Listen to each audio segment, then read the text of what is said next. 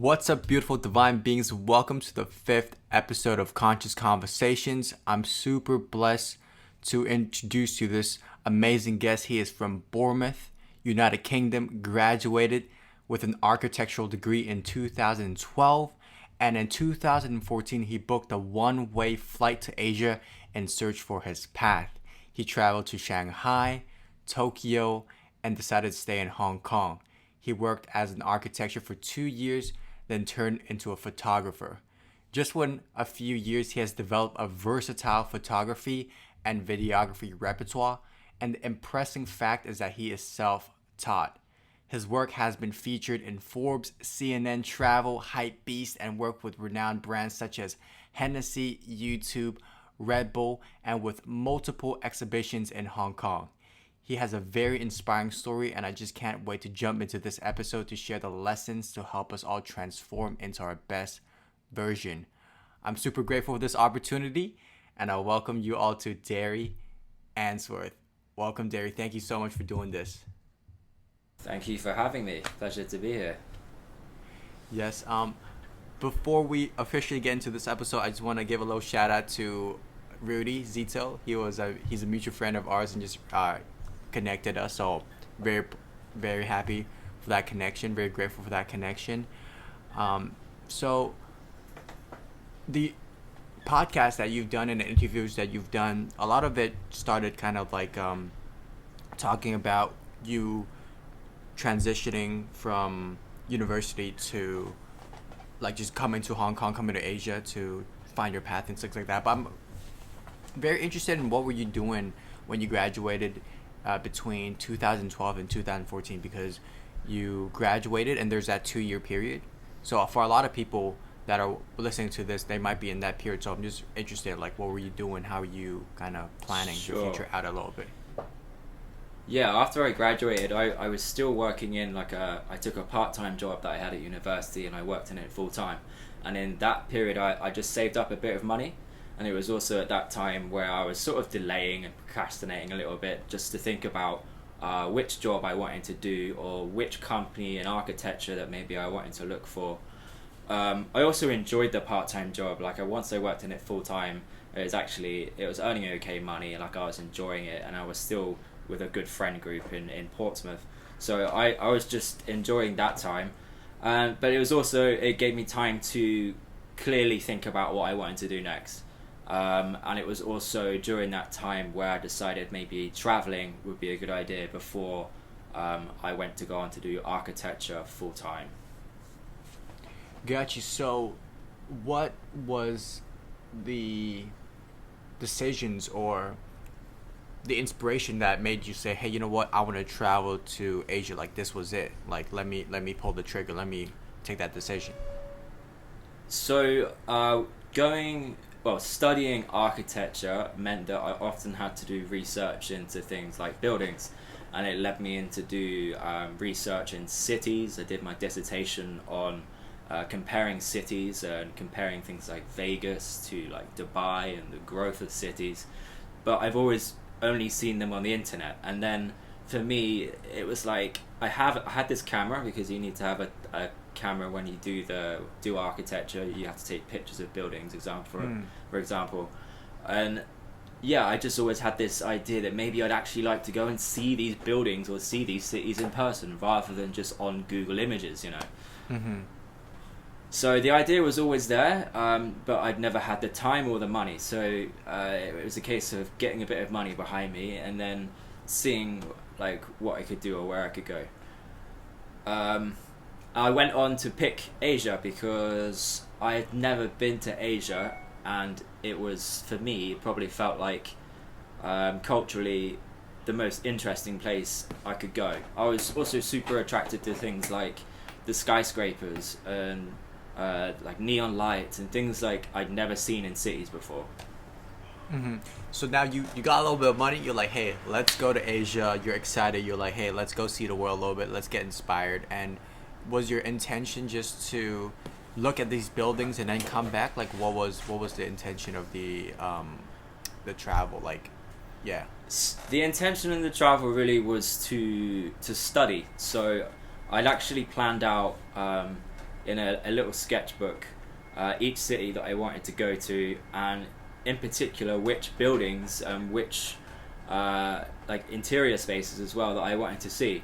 And so I took along a sketchbook and I took along my camera at the time, and I'd actually planned to like log it all so that I came away from the cities having seen something in person and maybe learnt a little bit about building design or interior design. And yeah, for me it would be a great opportunity to like include that in my portfolio if I wanted to go on to an architecture interview and be like, hey, I actually did this too off my own back, because I'm super interested in it, and hopefully that would have helped me have an edge over someone getting a job or something someday. Right. And did you do this trip solo? Yeah, I just did it on my own. Okay, awesome. Yeah, I've done some solo trips in the past as well, and they're one of the most therapeutic things that you can do. It's like you're out of your comfort zone. Yeah. So you went to Shanghai, you went to Tokyo, and then you were in you were in Hong Kong. So like, what sort of things that you learned in that journey? Like, did you achieve what you set out to achieve in that trip? Yeah, I came away with a lot of sketches, and I found myself starting to learn how to use my camera properly, which was nice. Yeah, it was just an overwhelming feeling, like you said, of being out of my comfort zone. It was everything and more than I'd hoped it to have been. Like the feeling of being so far from home in these places. So for me to go to Japan was so different to anything I've ever experienced in a great way. Like the culture was so different and everything was so interesting. Yeah, I felt like I came away with a lot physically in terms of sketches and like camera ability, but I came away with such good memories and like feelings of adventure in a way. 100%. And so what happened after you landed in Hong Kong? Because what was your plan like then? Were you planning to go back home? Like, where were you at that time? Sure. The initial plan was to do Tokyo, Shanghai, Hong Kong, Mumbai in India, Dubai, and then head home. I seriously underestimated how expensive the first 3 cities were going to be, and I just didn't plan. Especially Tokyo was way more expensive than I thought it would be, and Hong Kong also. Yeah, I started to realize that the money wasn't going to last as long as I would have hoped, and that led me to sort of think, are any of these cities suitable for me to possibly find work in? And for me, out of the first 3 that I'd already been to, Hong Kong was by far the most welcoming in terms of like wasn't a language barrier. The weather was really nice at the time, and I felt there was a lot of home comforts in Hong Kong that I enjoyed. So I decided Hong Kong was going to be the one that I stay in for a bit longer, and hopefully look for some work and see if I can settle here. Right. So your decision was like, okay, I still want to finish my trip, but I still want to stay in Asia for a little bit longer. Let me find some temporary work, save a little money, and then travel a little bit more. Or like you're like, nah, I want to stay here forever now. Like, what sorry, yeah, there was like a bit of a period where I had to think, am I going to fly back and find a job and call it quits early, or am I going to see if I can find a job in this amazing new place that I've just discovered, which was Hong Kong. So I stayed in Hong Kong for quite a long time thinking about that, and it was about 5 or 6 weeks in that I was like, right, I'm sure this is my decision. There was loads of great architecture firms in this city, and I had to do a work placement year anyway, because in architecture you have to do a year's work placement and then you study your masters. I was like, why not try for one in Hong Kong, and then like I can go home afterwards. Okay, and so was that decision-making process difficult for you, or was it like, nah, I just looked at these, I need to do a placement anyways, like, it's a great city, I'm already here, let's just do it? Or was it like a more mentally and emotionally challenging decision for you? I had heard of other students that I'd studied with had moved to other cities successfully to do their work placement. My mentality at that point is, why can't I be one of these students that finds a job abroad? Like, I'm sure it would be nice to get a job in the UK, but imagine having a job in a brand new country for a year. That would be an amazing experience. And I feel like those students come away with a lot more than the others that just stayed at home. So yeah, my mentality was like, I was super excited. Once I got to Hong Kong, I was like, all right, I've already got this far. Like, I'm literally here, so I can physically be at the interviews. I got really gassed up about it, and I was like, yeah, let's go. And I went through every single registered architecture firm in Hong Kong from A to Z. There's 98 applications, and I custom made every single one of them. And yeah, I got one interview, and luckily that was my job. Wow, so like, yeah, I heard about that story where you custom made all those interviews. It shows your perseverance and your work ethic at that time already, and it's so crazy. I mean, I couldn't imagine myself just like planning for a trip. Maybe, I don't know, where you had a backpack or a luggage, and then all of a sudden, no, like, you're staying here, like, you don't have anything. You're starting from zero. You don't know anyone here, so just having that mentality, not being scared, and just like being excited for what you can create in the future it's noble. It's something that, like, not a lot of people have. So I think that's very unique of you to be like, just be excited, like, outside of your comfort zone. So tell me a little bit about, now that you have sent in the application, like, where were you at this time? Like, were you settling in okay? And then, like, because you were living in a dorm, right? You were living in a dorm, I remember. Yeah. With the other interviews you were talking about. Yeah, I was living in a 21 beds youth hostel in Causeway Bay. So I was sleeping in a room with 20 other people, and I stayed at that hostel for 111 days, which is an insane amount of time to spend living in a 21 bed dorm room. It was from there that I did all the research. I used the computer that they had in there. I used the printer in there to do my research, to plan my applications. And it was also in there when everybody was like going to the Big Buddha. I was putting on a suit and trying to, like, get a job. Or people were going, hey, do you want to go to Lang Kwai Fong? I was like, I can't, I'm trying to get work. And they're like, okay, right, bye. So I had to sort of do this with while other people were just traveling, and they were still in the traveling mentality. But I was, at this point, it was getting serious, and I'd spent a lot of time here. I had to learn to, like, sort of remove myself from the social situations in the hostel and sort of concentrate on me finding a job, because I was running out of time in terms of money as well. So it was like, if it doesn't happen soon, I will be forced to go home. So what are some of the lessons that you learned in terms of, like, just finding a job and having that perseverance to, like, just, like, create, like, application after application, even though you might not know whether that would yield to the result? Like, how, like, why were you so determined to do this? Like, where did that come from?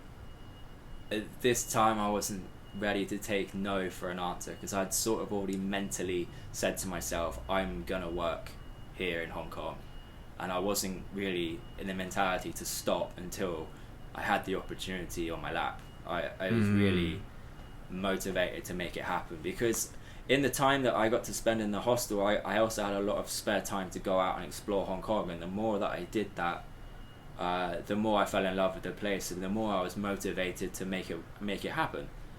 And in this time when I first arrived in Hong Kong was also the time where I started to take my camera from automatic and start learning how to use it in manual, and start learning the settings and start shooting the city.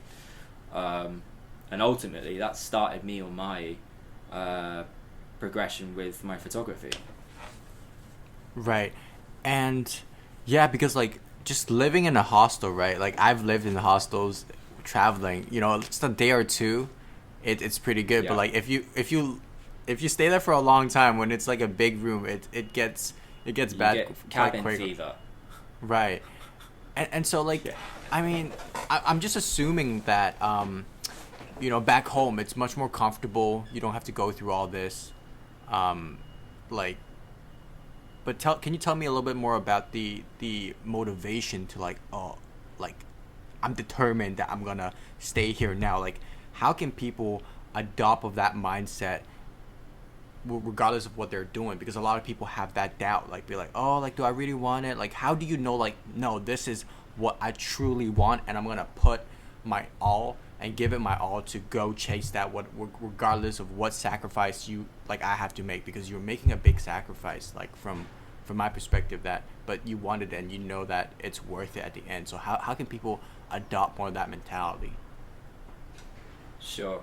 I'd say making the first move into doing something like leaving your comfort zone was the initial motivator, and then once it got past that, it was about seeing yourself like where you wanted to be. So for me, it was like I could vision myself having a year in Hong Kong. I could see it, and I'm trying to think in my head like, this is going to be me next year, and you should try and think like that's the only way it could be, like, and then that helps you to get over your doubts.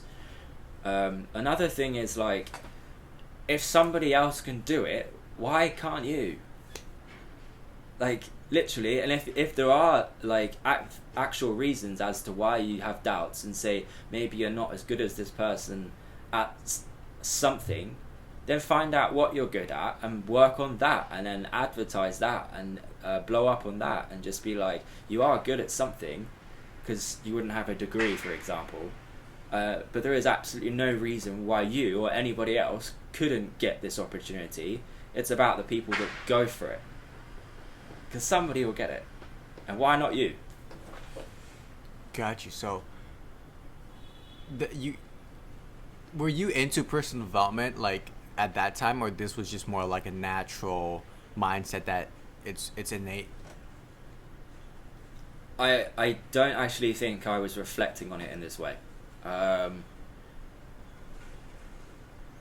don't think I took a step back and was like, I have this mindset.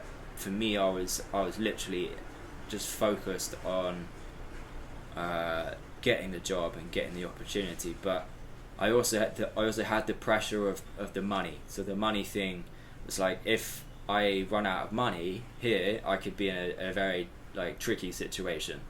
So I knew I didn't have too much time, and I had a window to make it happen. Got you. Yeah. And if that didn't, and honestly, I was so motivated by the time I was in Hong Kong, and I was like, God, I want to live here. And I knew that if this window closed, I would be flying straight back to cloudy England, and I'd be finding a job back in England that would probably not be very inspiring, or like just not be as fun or as good as I would have found in Hong Kong. Yeah. So it's like a combination of factors. Like, first you visualize what your future would look like. Man, I would love to live here. I love this. You exploring the city, you get inspired, and then at the same time, you know what? Like, you also have this deadline, this gap, and so you have to, like, you don't have an excuse to be in action. So you just gotta go. And the money situation was a little bit tight. And in fact, you did run a little bit of money, like, in between the transition. Like, can you share a little bit of that story? Yeah. Everyone always asks about this. So this is the Victoria Park story. So before I finally got my job, and I got the job offer, I had to wait for my work visa. So I was stuck in this hostel, and I was literally counting down the days, checking my email inbox every day, but also watching my bank balance go down every day. And I was sort of given this last bit of money to survive on, until I told my family I got the job. And what I didn't tell them is that money actually finally ran out, and there was a time between when I had to pick up my visa and the first day at work that I slept in Victoria Park because I couldn't pay for the bed in the hostel anymore. They allowed me to shower, they allowed me to store my belongings, but they were at peak season and they couldn't afford to just give me a free bed. Someone else was taking it. So they were like, sorry, Derry. So I just sucked it up and I slept in Victoria Park. I think it was 6 nights. And Wow, I had to go to work on my first day and just be like, everything's fine. Yeah. But once I got there, I got some help, and I got some money, and I got like a roof over my head, and yeah, that period passed and it was fine. But it was like the final hurdle to get through that. I just don't know. So, it was a weird time. It definitely was, and I think the reason why like most people that want to like interview you and have a conversation, you want to ask about that story because it's so uncommon to like be willing to be in such a uncomfortable position. But like I'm just curious, like how were you thinking at that time? Like you're like, man, I made it. Like yeah, like were you like happy because like even though you're sleeping in a park, you know that you're gonna have a job. Like was that your mindset? Like how was Derry thinking at that time when he was sleeping in those parks for like 6 days? Yeah, I knew I had the job. Like things were about to change. Like I was on the brink of like essentially a new life, and I had that comfort of knowing that I will be able to sort it out because like once I have a job, like everything will fall into place. And I had the job, I had the offer, I had the visa. Everything was about to change, so Yeah. I had that, and I focused on that. Sleeping outside was fine. It's not even that cold. Hong Yeah. Kong's pretty warm. Yeah, but on the winters it can get quite chilly. Yeah, but yeah, Come on, man. I'm from England. fair. Yeah. Hong Kong's winter is everyday temperature in the UK. Come on. Fair. Yeah. But as you were saying, you had something you want to add on to that? No, not really. That was the mindset. It was just like, my life is about to change. This will be over. This is like a short-term problem. Don't dwell on it. Things will change for the better, I'm sure. And I'm sure I can get help once I start the job, which I did. Yeah, now I can look back and laugh at it. But yeah, at the time it was serious. Like that was... I didn't tell my family. I didn't tell anybody, really, what I did. It was like a choice that I had to make and just be like, look, it was probably my fault that I also ran out of money. I need to take responsibility of that, so I'm going to suck up and just see it through. And I did. It was fine. Yeah. From our conversation so far, I really like the focus that you have. Like, you know what, like, you don't... I'm not sure if that was the case back then. Like, did you have any negative thoughts that try to distract you and trying to think like, is this worth it now? Like, let's say you send out those 98 applications, right? And then I don't know how many in. Did you send it all the time, or was it one by one? Like, if there was none, I was like, oh, do I give up now, or do I keep going? Like, was there that negative chatter? Like, how did you, if there was, how did you deter it and just focus on what you want to create instead of being held back by this lower self or this, like, you know, devil inside our brain, so to speak? Yeah, for sure. It's funny. So going back to the hostel time, it was honestly a little bit like I was getting cabin fever. Sometimes I had no money to do stuff, so I had a lot of time to think and dwell on my situation and think about all these negative ideas of what if it doesn't work, or what if I need to go back to England, or what if I really run out of money and so, like it gets really bad. But I was logging it. So I was, I think I had a blog at the time, and I was writing down my thoughts on it. I was writing down my thoughts, I was putting a few pictures on there, and I was also, this was just more for like humour, I was keeping a tally chart on the fridge of how many days Derry has been in the hostel. I was on like day 46, and I tallied it on the fridge, and I could hear other people in the hostel going, who's this weirdo who's been here for 46 days? Who's the fridge guy? And I'm like, I'm the fridge guy. Nice to meet you. And then also, the travellers, they kept a, in the stairwell, people drew things up on the wall, and they were like, hi, I'm Sarah, I'm from Norway, I've been here 3 days, I love Hong Kong, I love the big Buddha. Mine was like, hey, I'm Derry, I've been here 90 days, not sure if I'm going to survive, food is running limited. might die. This might be the last thing I ever write.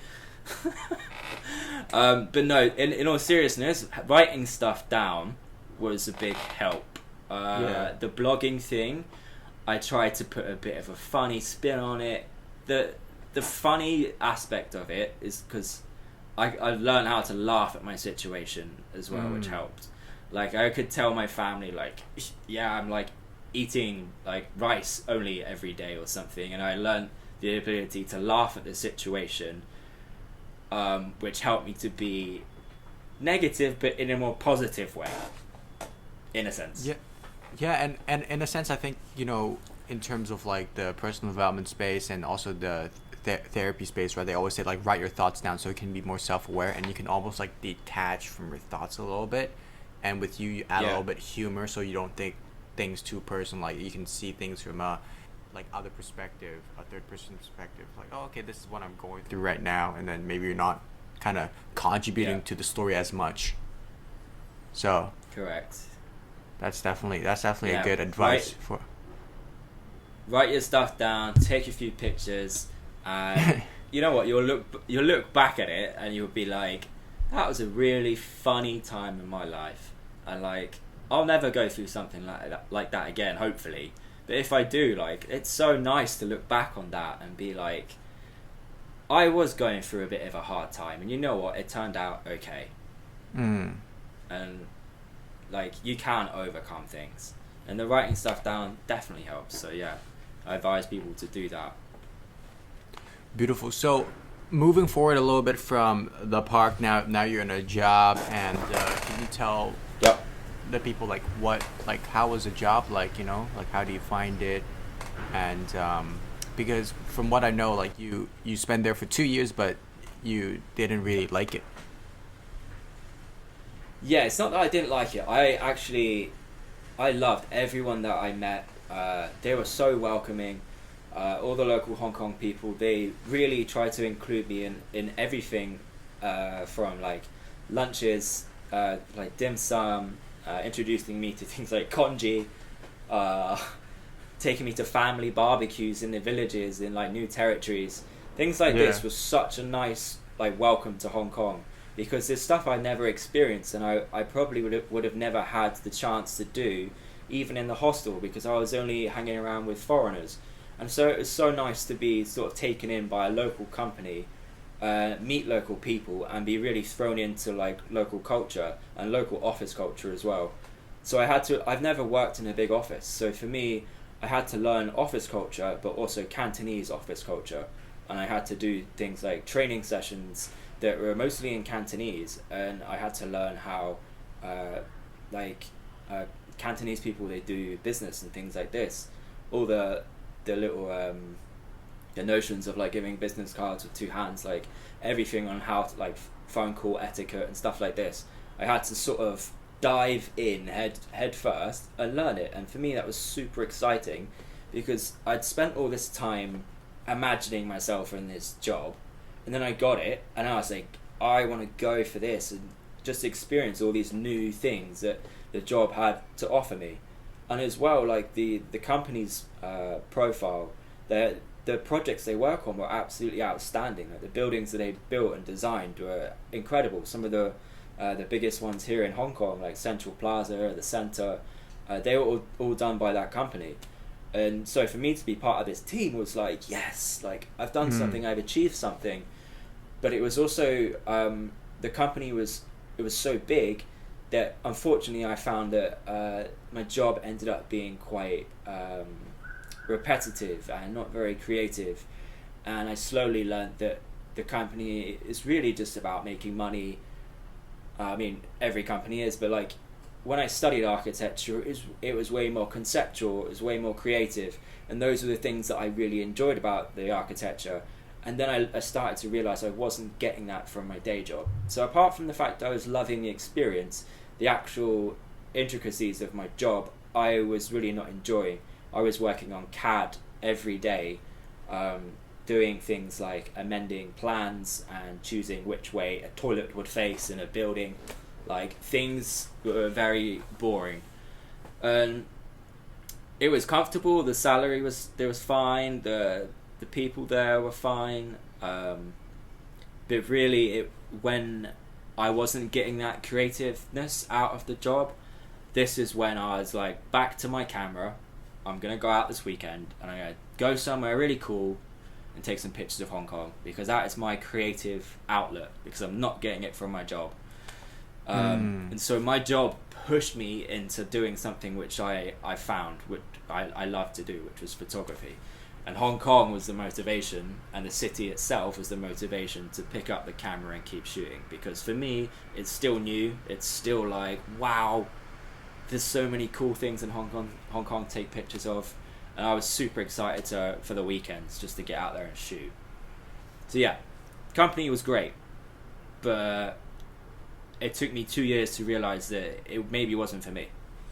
Gotcha. And I'm just curious, like, did you ever ask, like, how come that company chose you and then the other 90-something didn't chose you?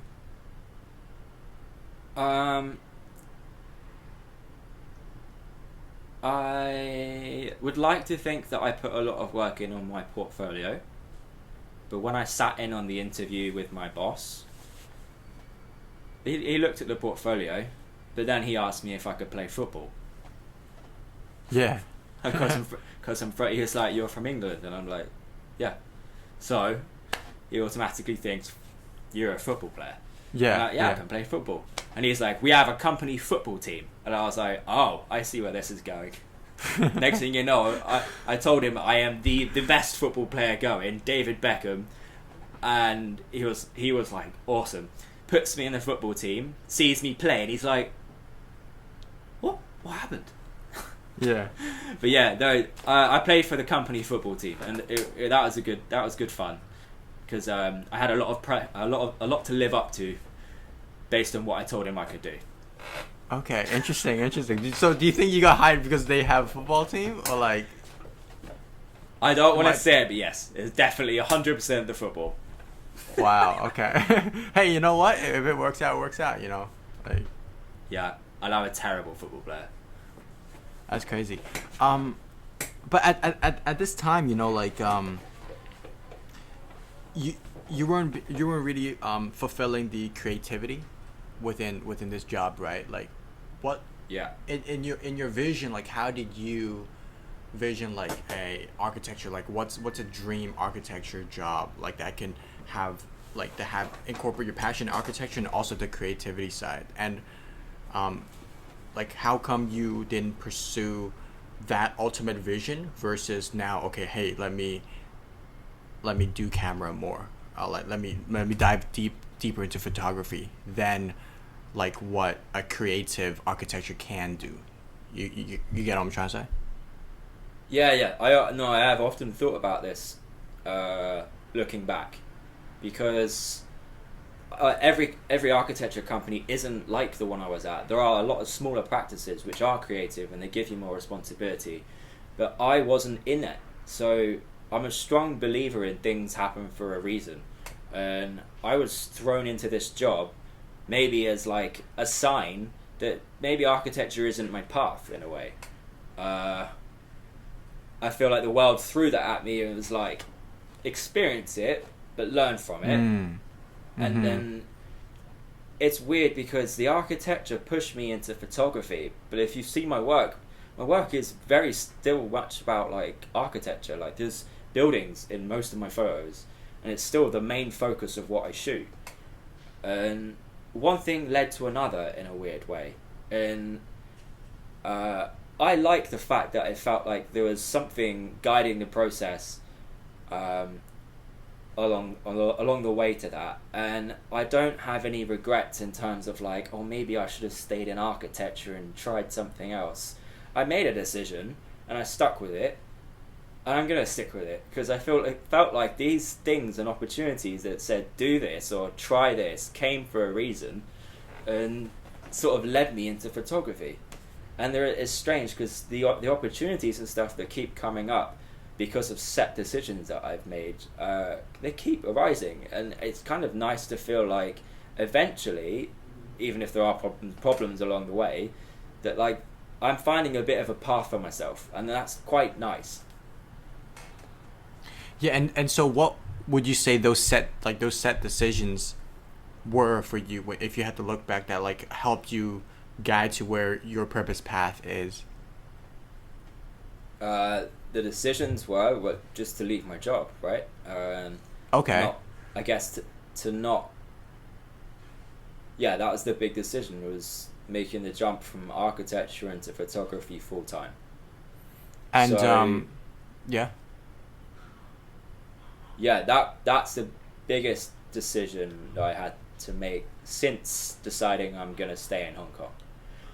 At this point, I told my family and friends, yeah, I'm gonna quit my job. They were like, "What are you doing? you Yeah. you slept on the streets, like you gave up so much for this job. Like, Yeah. are you sure you're gonna quit?" And I was like, I am quite sure. And actually, it came after one of my bosses at my job is a super nice guy, and he's very good at his job, but he's very observant, and he's a smart, switched on guy, and he saw me working and he sat me down, and one day he goes, "Derry, are you sure architecture is for you?" And at first I was like offended. I came away that day from work like, I can't believe my boss said that to me. Like, I feel offended. I've worked so hard at architecture, I have a degree in it, I'm gonna be an architect. Then it took me like a little bit of time to realise that maybe what he said is true. And I'm like, what do I enjoy doing? And I was like, oh yeah, it's photography. This is the reason why I'm always going to work tired, or like Yeah. I'm late, because all I can think about is photography. So I'm literally staying up at night, walking around the streets of Hong Kong till 2 a.m, editing pictures till God knows what hour in the morning, and I'm going to work like a zombie. And he started to realise that my focus isn't in the job anymore.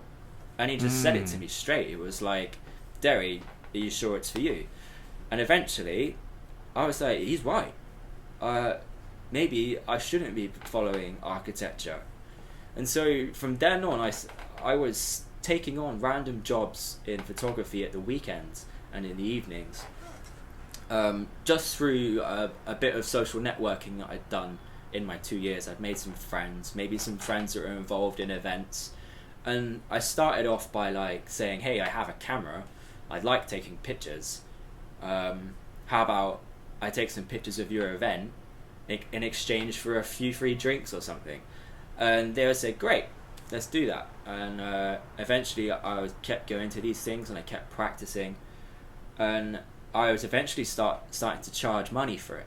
And when I started earning money from something that I loved doing, I was like, maybe my boss was right. If I can make a living from my passion, which is photography, or it was developing into a passion, then that would be such an incredible thing. Because every time I came away from finishing a photography job, I was like, yes, this was cool, this was like exciting, I'm making a bit of money while I'm at it. Like, that was such a rewarding feeling that I wasn't getting from my architecture. And so I had to go back and reflect on that and be like, is architecture for me, like he said? And yeah, it took a while, and I was like, right, I'm going to hand in my resignation. I'm going to use my last couple of months to buy some new equipment, some photography equipment. I'm going to invest in my first drone, which is the last thing I ever bought at my architecture job, and go forth. And I had to make sure that I was going to have enough money to live, to pay some rent. But then when I made the jump, I also had to make a lot of sacrifices. So the sacrifices were the change of living conditions. So I went from having quite a nice apartment in Wan Chai with a flatmate to Appledore, which is basically like a prison cell. It's like the tiniest room with a single bed near the ceiling that you have to climb a ladder to get onto, like a window that faces a brick wall.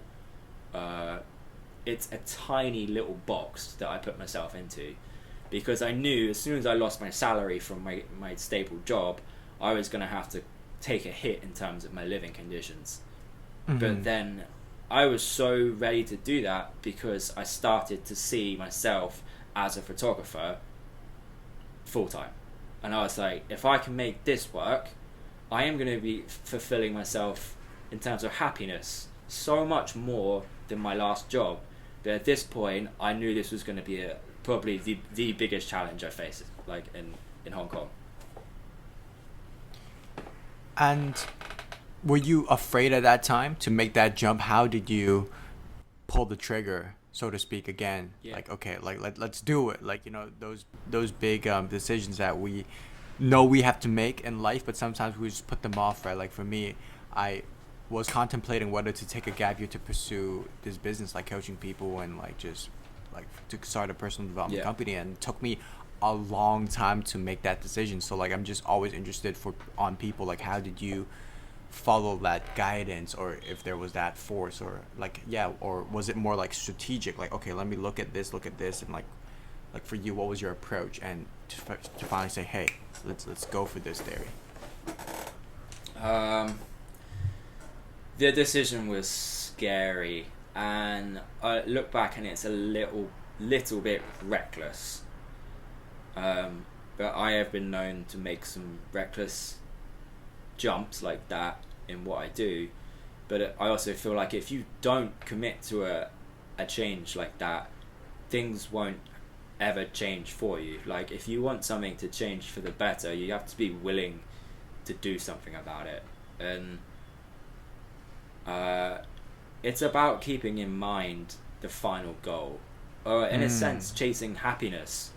Because for me, it's quite important to be happy in what I do.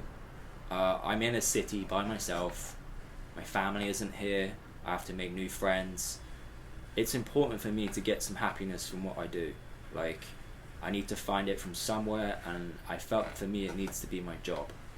So, the jump was made less scary with the reassurance of the fact that I knew I was chasing happiness, and I knew that what I would be doing in the future may not be easy, but it will lead me to a point in life where I'll be more happy. So yeah, that was the motivation.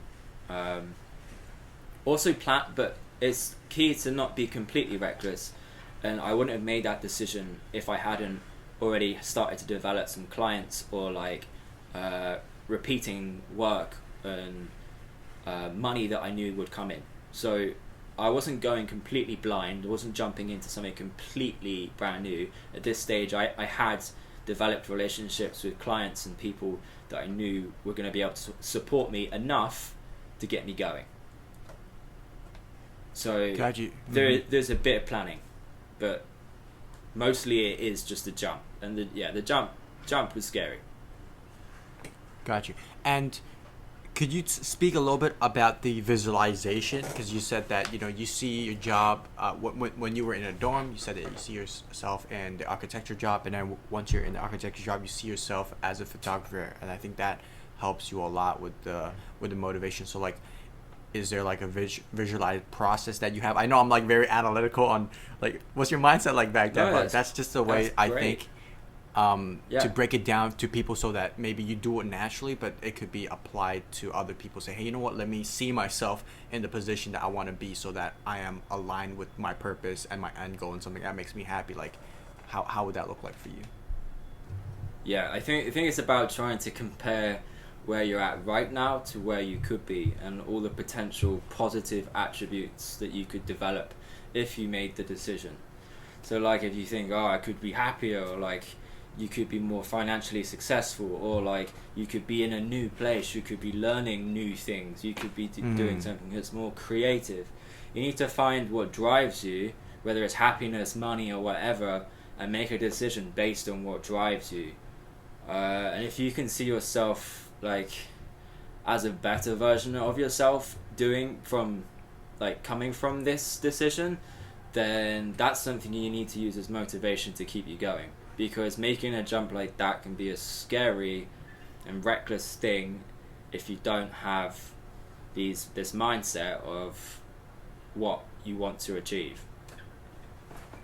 I think that's a very good process. Yeah, 100%. Like seeing, once you make that decision, like who can you become, what can you learn, how would you be, like the positive things. But I remember speaking to you before this interview as well, this podcast, that there sometimes the reality versus perception thing that comes in. So did you visualize? Was your experience with photography the same, the way that you visualize it? Was it better? Was it worse? It's quite hard to predict what it's actually going to be like until you do it. So Right, the yeah. reality of it, of course, was very different. When you think about it in a positive way to get you through the initial stages, you don't foresee all the times where it's hard, like, and all the times that it isn't glamorous, and all the work that you're actually going to do that maybe you won't enjoy. What you try and focus on is the good aspects. So for me, the photography thing was like, the focus was on making really cool images, or like shooting fun events, or like coming away like feeling really proud of a video, or something like that. But then I didn't foresee things like the amount of hours I would spend in front of a computer screen just editing, like the amount of time I had to spend alone in like editing, all of the problems that arose through learning a new craft and stuff, problems I met with to do with things like equipment or clients, or like not being paid on time, stuff like this was the things that I didn't foresee coming, but I had to learn to deal with. But I think it's quite a realistic mindset to just understand that if you want to go for something, like a goal, it's never going to be as easy as you think. There's always going to be problems, but it's about your ability to adapt and overcome and change, and also to reflect on where you are, where you want to be, and how to get through problems and how to deal with them. Yeah, well said, well said. And it's about that process as well, right? I know you have opinions on how to enjoy the process more, and not to be too fixated in the outcome, and becoming that greater possible version that you can be through stepping into a harder journey, but something that's more aligned to your true self. So can you speak a little bit about, like, despite there being blockages and not the way that you see it, how can you still like fully enjoy this journey and just have fun with it? You need to learn to have a good balance between working for people, doing work, and doing what you love. And especially for me, where I'm fortunate enough to have found a job which I love doing, I have to balance it with time alone, time doing my photography alone, and time doing my photography for myself and not for anybody else. Like, not for money, for the love of it. Because otherwise you will go insane working for someone all the time just trying to make money, because you're in danger of then hating what you love doing. So you need to actively go out there and do what you love, but do it for yourself. Do it because you like to do it. You want to do it.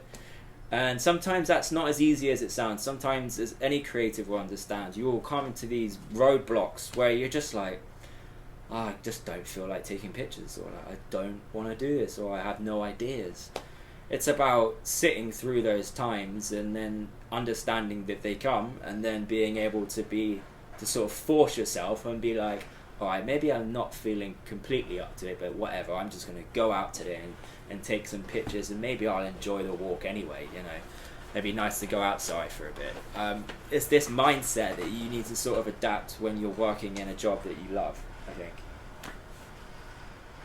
Right, I love that mindset. I love the practicality of it as well, just like doing it for yourself and not just for like the money or whatever. But like, how can one apply this mindset? Like, let's say if this person works in a law firm, or like he works in investment banking, like how can one adopt this mindset as well? Like, can you see like an example? Or like for me, like I'm a coach, like how can I Yeah, for sure. It's because not everybody loves their job on that sort of level. It's about having a good work-life balance. It's about finding things that you do enjoy and making sure you make the time to do them. because those things will keep you sane. If you work yourself too much, in a lot of jobs you have to do it, especially in Hong Kong, you work a lot, but you need to make sure you look after your health, and you need to make sure you find some friends that are just good friends that you can talk to about things. It's about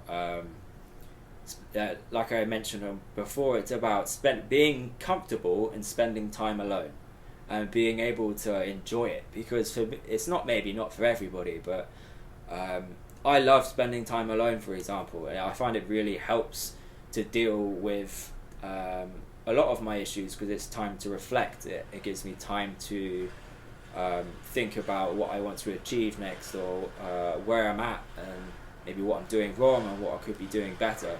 But it's also about getting away from the social aspects of my job, because my job is very sociable, and that's fine. I love the social aspects of it. But when you're an event photographer, I'm surrounded by people, surrounded by clients, surrounded by a lot of noise.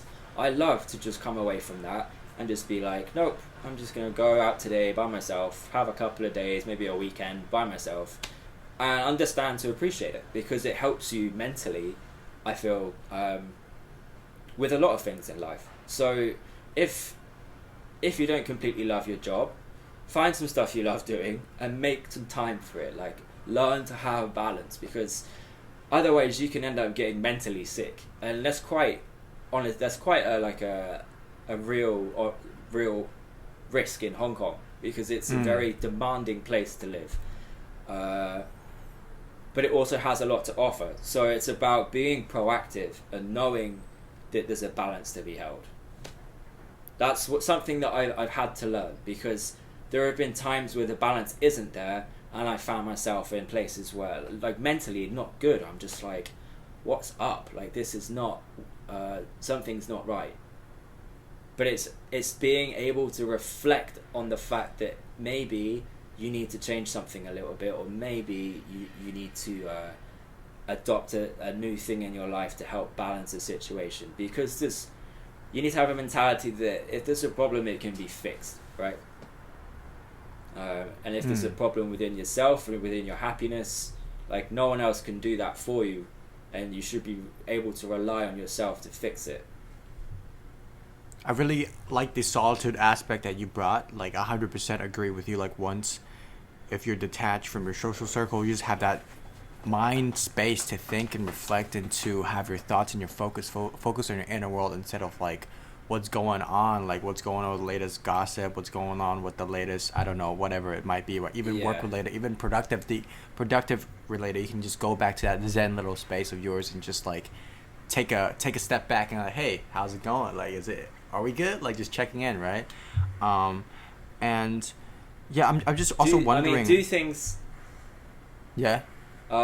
Do things like, if I would suggest for everyone to try taking pictures once in a while, because it's very therapeutic. But find stuff for you that's like you said, gets you in your zen mode. Like, whether it's going for a walk, maybe it's trying to do some art, maybe it's making music, maybe it's like, some people is going to the gym. Like, it's about having that time where you're in solitude, and that's your time. Well, it's my time especially, where I come up with my creative ideas, and it's very important to have that alone time. Yeah, it's super. I can relate. Super good. And also just the whole real life balance thing, because we're not just work.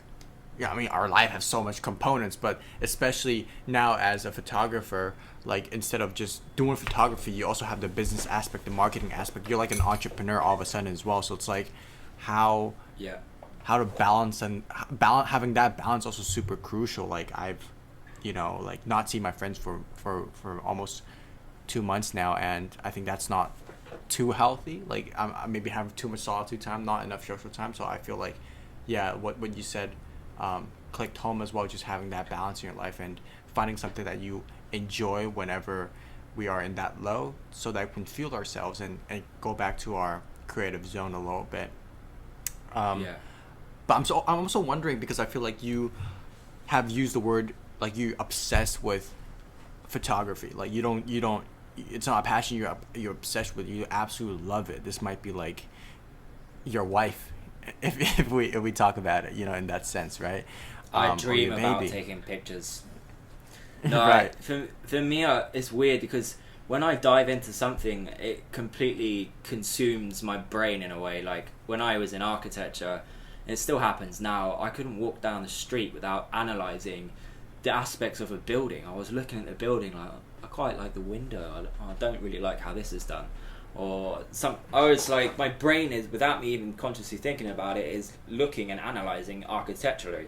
And now with photography, I literally cannot walk down a street and without thinking about how things would look in a frame, like in a picture. And I actually get upset if I'm out in Hong Kong at some point and I see something which I'm like, oh my god, that would be an amazing photo, but I don't have my camera. That really hurts. Right. But that's something I don't know. That sort of obsession is helped obviously drive me in terms of motivation, but it's something that I've always had. I come from quite an arty family, and like we've I guess since I was young, I've always had art installed in me a little bit. So this is why creativity is important to me, but because I've had it fundamentally for a long time. And everything that I studied sort of had an art aspect to it, even in architecture. So that was just the path that I went down. But like when you find your passion, in a sense, it's And how does one find it? I stumbled on it, and honestly, I thought about it a few times. I almost went to university to study film and video, but I chose architecture because I actually thought, in my family's eyes, it's more professional and like it's more of a respectable profession to be in than a photographer or a videographer or something. So I chose a more challenging, longer course, which was architecture. But it's funny because I came back to photography. It was the thing that I dabbled with a little bit and I stumbled across. But I had some faith in, like I said, the way things were turning, and I started to trust the signs that were thrown at me a little bit until I realised that, damn, I love photography. But it was about trusting, like, for example, when my boss told me, hey, maybe architecture isn't for you, that was like the biggest sign ever, then maybe something wasn't right. And rather than ignore it and go against it, I went with it. And those things have all led me down a path, essentially, to find what I love doing. But it's not always as easy as that. I don't think some people might not find their passion. So it's also about trying new things. If if you're not passionate about anything you do right now, why not try some new stuff? There is a lot of stuff to do out there. People like all sorts of stuff. Maybe you just haven't found it yet. But don't give up. Like, if you want a passion, there's a whole world of things you can go out and do. But it's about being able to try them. It's about making that first move and being like, hey, today maybe I'm going to go try surfing. Or like, hey, I'm going to go try painting. Or I'm going to try a dance class. You won't know until you do it. Yeah, well said. So... just try. Yeah, best thing is to just make that first move and try, I think. It's simple as that sometimes, right? Don't overthink it. Just like whatever comes to your mind, just go try it. You don't have to love it first, and then you're like, oh, this is my passion that I'll do. Like, I love that. It's so simple. Yeah, and Derry, I want to ask you more about your photography. Like, how did you develop that skill? Because, right now I'm on your website, Derry Graphy. We'll link it on the description below. And these photos, man, it's beautiful, man. You got array of photos from architecture, travel, even monkeys. So like, how did you teach yourself how to do this, and like how can other people replicate your way of teaching yourself a skill in other domains as well? Like, if you have to think about that. It came in stages. So the initial stages of learning photography, like moving away from automatic settings to learning how to use manual, for example, that came through practice.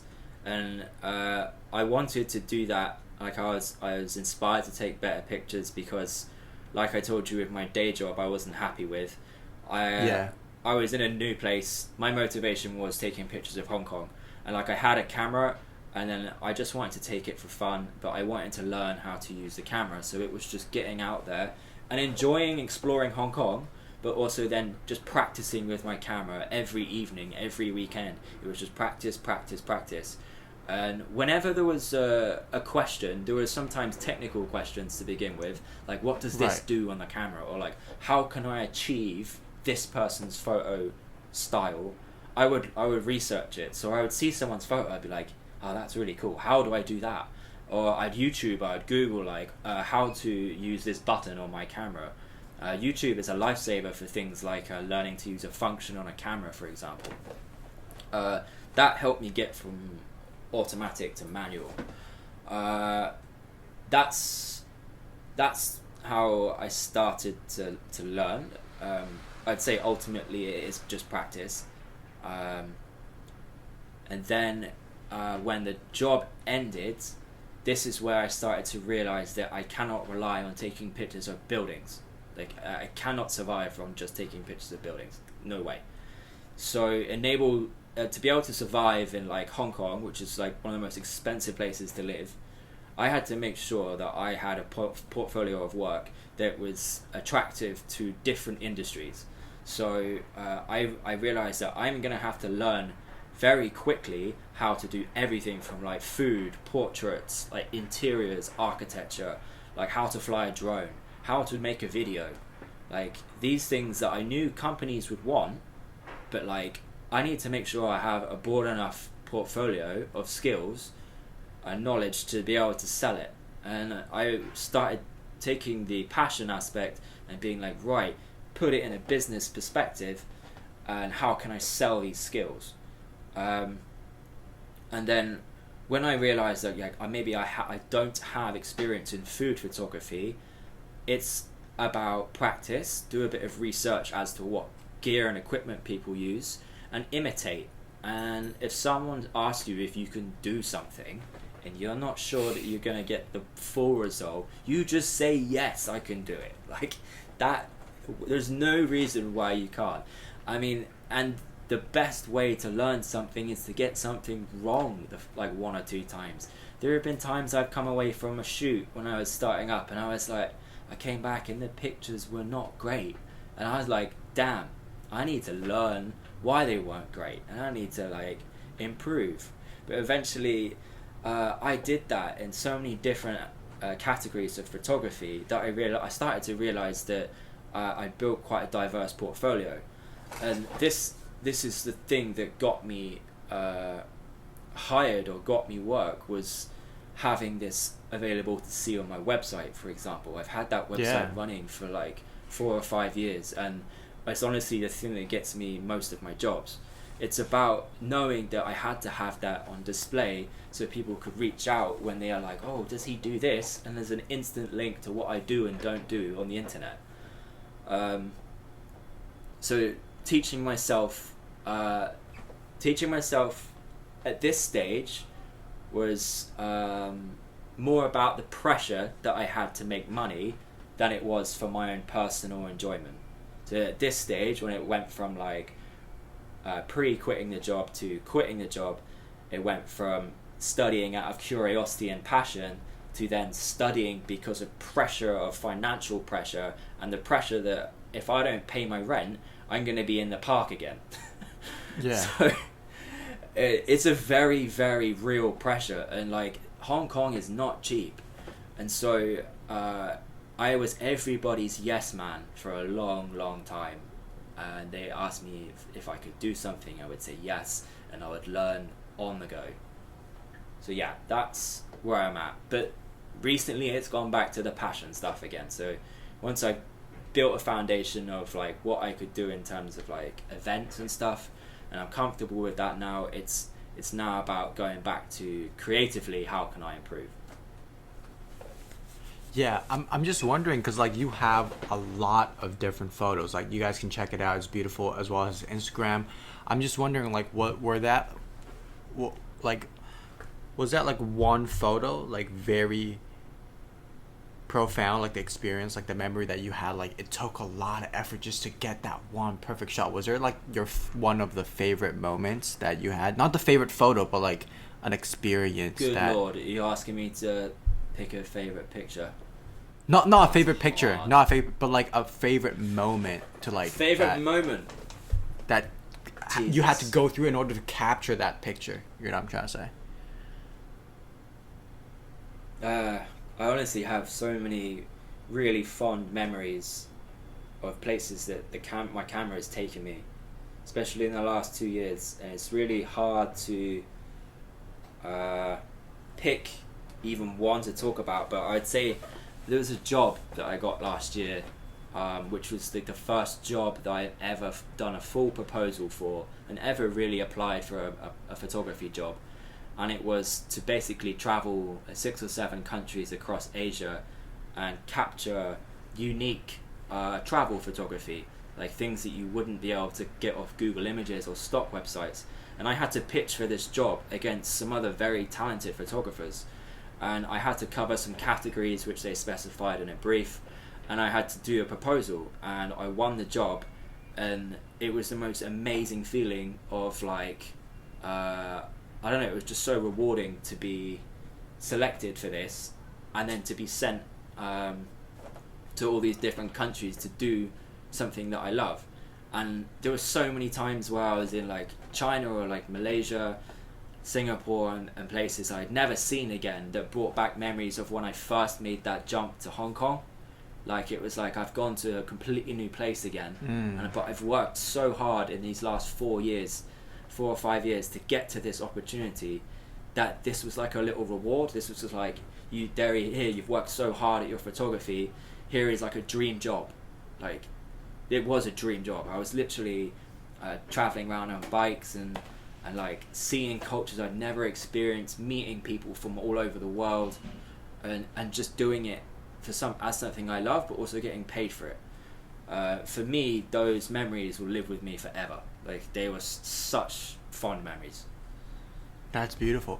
And so, starting on the journey, like how long did it take you to get really good and to have that foundation where, like, now you can have like a good, stable finance coming in? The thing is, it's never stable if you keep freelance. But at the moment I'm employed by a media company. That helps with some of the stability in terms of finance, but that's only like part-time, so I do that part-time and I freelance for the rest of my time. But you have to be prepared for the ups and downs of, especially in my job, of being paid and not being paid. You can never predict how fast a client will pay you. I've had some clients never pay me. Things like that are unpredictable, and jobs for right now, the problem is all the jobs are cancelled, so work is very scarce. Like there's not a lot going on, especially in events. We've been hit hard by the virus, but it's something you need to be mentally prepared for, is that the job and the income is very up and down.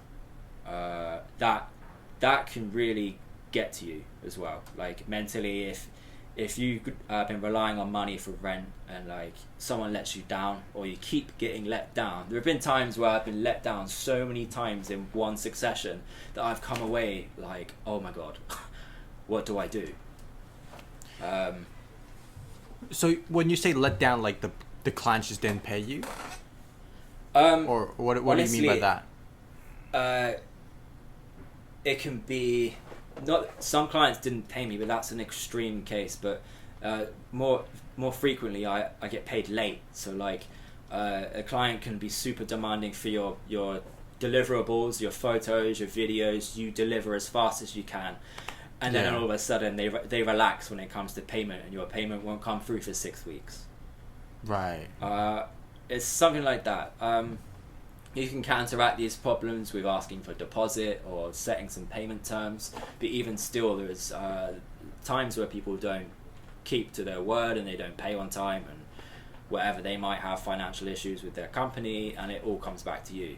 But this is very specific to my job, but like it's one of the most challenging things mentally, is just being prepared for that financial aspect and that financial instability, because that just comes hand in hand with this sort of creative job.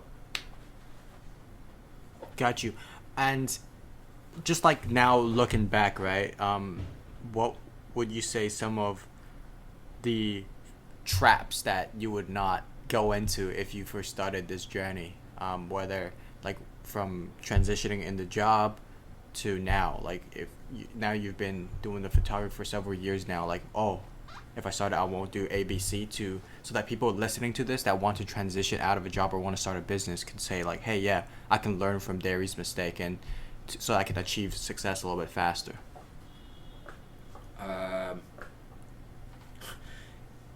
Have some more savings before you fly to another country. Yeah. Be a little bit more prepared than I was financially, and in terms of knowing what's out there work-wise. Honestly, some of the things I learned, I think you can only learn through experience, and that's how to deal with people in a business mindset. Yeah. You'll find amazing clients and amazing people to work with, but as with everything in life, there are also people that are terrible, and they will really mess things up for you. But you need to learn how to take the good with the bad. Yeah, specific traps in terms of photography, not taking on too much work. It's quite easy to, like I said, at some stages I've been everyone's yes man, and particularly last year I had to learn how to say no to people. There was a lot of work last year, too much, like more than I could handle, and I overdid it and burnt myself out so hard, and I didn't realize how like unhealthy it was till I was doing it. And then people were like, Derry, what you're doing is a little bit crazy. Like, you're in the office till like 4 a.m. every night, but you're going back to work at 9 a.m. Like, do you sleep? Are you okay? And it's not good. You will burn yourself out long term. So my biggest advice is, like, when you do start to get work and you start getting more jobs, is to make time to eat well, to exercise, to like see friends, do things that aren't work related, like things that will keep you mentally there, and also like just keep you happy. Because if you work yourself to death, you're not going to be able to achieve your best work. You're not going to be able to put out amazing content because you're burnt out. So you just need to be aware and reflect on it and be able to say no to people. Got you. Yeah, those are some good ones there. Yeah, just the last question before we kind of wrap it up a little bit, like looking back as well, opposed to the failure traps, what do you think were some of the key pivotal points or key decisions that helped you accelerate to more success? Key decisions specifically in my story, or like key shifts, like, oh, like once I learned this new knowledge, this new skill, or once I did this decision, once I committed to this, or once I had this new mindset, like what were those like small little shifts that helped you move towards like an upward spiral? Yeah, for me it was visualizing myself being happier. Like, honestly, for me it's about pursuing happiness, and first of all, make a decision to actively go and find something that makes you happy, and then like make a proactive decision to make sure you keep doing it. Because I'm fortunate that my work is now something that I love, but like I said before, it's very important to make the decision to do something that you love for yourself on the side. But yeah, honestly, the biggest one though is do something that's outside of your comfort zone. Do something that scares you. Go somewhere that's completely new. You will learn so much about yourself. Do something that maybe someone would be like you would be like, what is this person doing? Like, I went back and I told my family that I booked my first flight to Tokyo they were like, Derry, what on earth are you doing? And I was like, I don't know. I'm gonna do something that's like really crazy for me, but I'm so scared and excited about it. And you cannot replicate that feeling of like just being like, I've done something spontaneous. I'm so far out of my comfort zone. No, like I got to Japan, I was like, nobody here speaks English. I can see like this is gonna be interesting, and it absolutely blew my mind. It's an amazing place, like seeing new places, new cultures. So my biggest thing is do something that takes you out of your comfort zone. You won't regret it.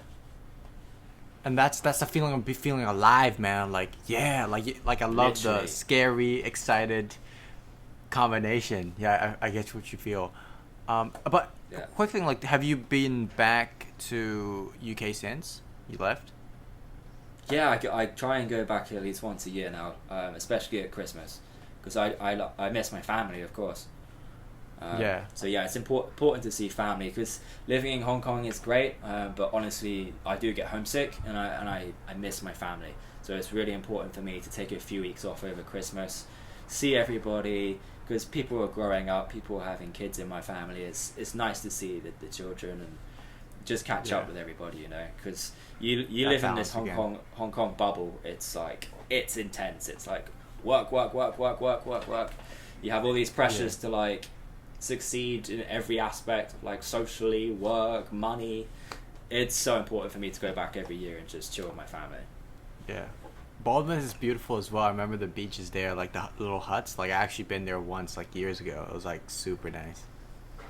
Yeah, that's probably where I'm going to retire. Be a great place to retire. The beach is such a great place down in Bournemouth. Yeah. And before we leave, is there any message that you want to echo, something that you haven't said or you have said, that you just want to let the world know, or the past Derry know? Say, hey, you know what, just keep doing this and you'll be fine, or anything like that. So number one, do something that takes you out of your comfort zone. Number two, beautiful, is to remember to enjoy the ride, because now looking back over the times where I was stressed and I was busy, I can look back and think, you know what, but that was amazing. I was in this place, or I was doing this, or I was achieving this, but you're too busy at the time to appreciate it. Take some time to look back at yourself, or like at your current state, and just be like grateful for what you have and grateful for what you're doing, because you have no idea like how hard someone else might have it at this point, or like you just need to be like living in the moment and be like appreciative of the journey, because when you get old at some point, you're going to look back and be like, those were the best days of my life. So enjoy the journey is my second one. And my third one would be, maybe it won't work for everybody, but I honestly believe, have a little bit of faith in I don't know what, but like trust in the process. Like, there is a process to finding what you love to do. Listen to whatever signs that may be thrown at you. Maybe not everybody believes that's a thing, but for me, I feel like I've been following these steps, or like being guided in some way to certain decisions. Man, if anything in the world throws something at you, and if you feel like it's trying to tell you something, follow your gut and do it, because I've found that even through my hardest and lowest points, things have always been alright in the end. And that's been quite a few times. So yeah, that's my big tips. Thank you for your big tips, and thank you for the time. I want to speak a little bit about the last point, like 100%. I get what you mean. It's like following that heart. Like, even though it's the hardest thing that you've gone through, but somehow when you look back just a couple months later, it's like, oh, it's actually the best thing that happened to me. Like, I was thinking of like whether to change universities when in my first year, and then like I had to go to Edinburgh, and I did go to Edinburgh. And it turns, like, I was following my intuition, but I had, like, the most depressing time in Edinburgh. But at the same time, like, that's where I met two of my life coaches. That's when I accelerate my personal growth like crazy. So, and that's, being in Edinburgh gave me the opportunity to go exchange in Vancouver. So I'm like, now when I look back, that was actually a really good decision. If I hadn't followed my intuition, I'll definitely not have those experiences. So, at least in my belief, like I think some people in this like the people that listen to this conscious conversation also a little bit more spiritual. They also believe there might be the universe or God like guiding us along the journeys and giving us signs along the way.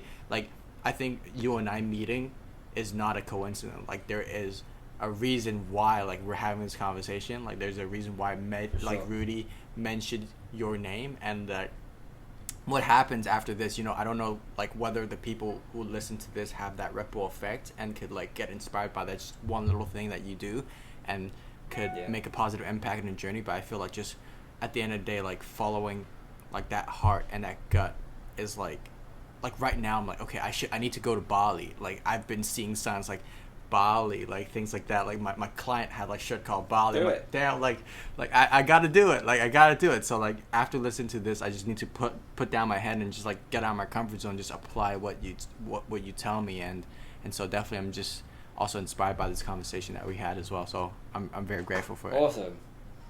Yeah, I'm grateful to talk to you. It's been so nice to just reflect and sort of talk about some of these things that maybe I'm not even aware of, or like it's just nice to voice it, you know. It's just nice to chat with you and talk about some stuff that hopefully maybe you can inspire other people to change a little bit of themselves, or hopefully get people geared up to try something new and to go out there and just like find their passion, you know, because it's so important, I feel.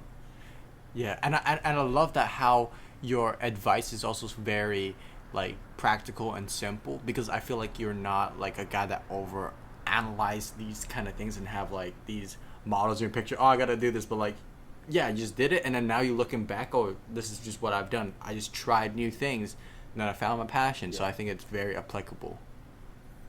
Great, I'm glad it's like that.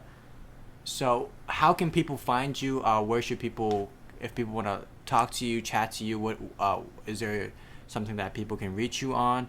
What kind of services that people can find you if they have that need. So just a little time to like let people know more a little bit about that. Check out my work, or you can just check out my work on Instagram. It's at Derry Ainsworth, or my Facebook page is Derryography. So if you just search Derry Ainsworth or Derryography on either of those platforms, you can find me and drop me a message. I'd be happy to answer questions, happy to talk to anybody a bit more about any of the topics we talked about today. And if you want any tips on photography, please hit me up. I'm always happy to help. I wish I had help when I was starting out photography. It would have made things easier. So please reach out if you feel you need to. All right, Derry. Hey, thank you so much for this conversation. This is the official end of Conscious Conversation, episode 5. Namaste. This is Conscious Conversations by Divicati. Thank you so much for listening. If you want more from us, please check our YouTube channel and Instagram. We upload there regularly too, both at Divicati. If you're a great fit for the show and have a big idea you're passionate to share, please reach out at marco@divicati.com or DM our IG. Lastly, if you want to support the podcast, please follow us, share this with a homie, and leave a nice little review. Thanks again, and as always, much love and peace.